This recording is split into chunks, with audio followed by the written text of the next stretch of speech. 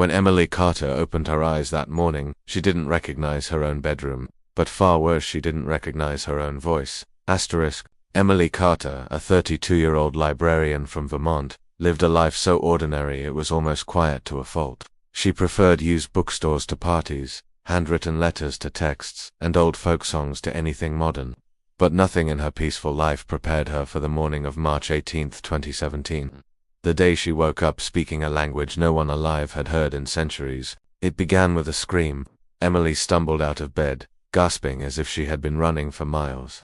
Her throat was dry, her heart racing. She tried to call out for help, but the words that came out were not English. Fiverin, Taru, and the sound of it was musical yet unfamiliar, a strange mix of archaic consonants and fluid vowels. Emily froze. She tried again, but every attempt to speak produced more of the same impossible dialect. She could think in English, understand English, but her mouth refused to obey. Panicked, she drove to the hospital and tried to explain her symptoms. Doctors initially suspected stroke or seizure, but brain scans came back clean. No trauma, no neurological damage. No known condition could explain why a woman who only spoke English now communicated fluently in an extinct dialect of early Breton, a language last spoken more than 300 years ago. When a linguistics professor from Boston University was brought in, he sat across from Emily with trembling hands. He listened as she described vivid dreams, a stone village by the sea, candlelit rooms, and a Namarena whispered over and over. The professor's eyes widened. Emily wasn't just speaking Old Breton, she was speaking a specific regional variant believed to have died out in the 1700s, a dialect no modern linguist had ever heard spoken aloud.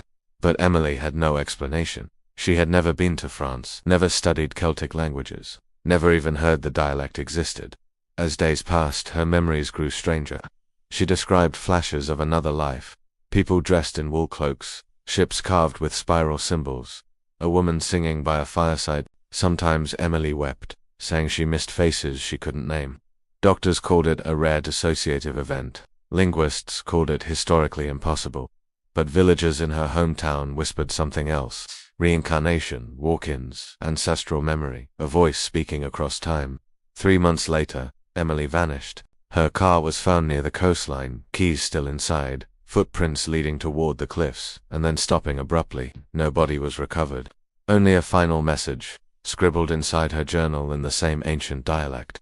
The sea calls me home. To this day, researchers debate her case, but locals say that on quiet nights, when the wind passes over the water, you can still hear a woman's voice, singing in a language that should have been lost forever.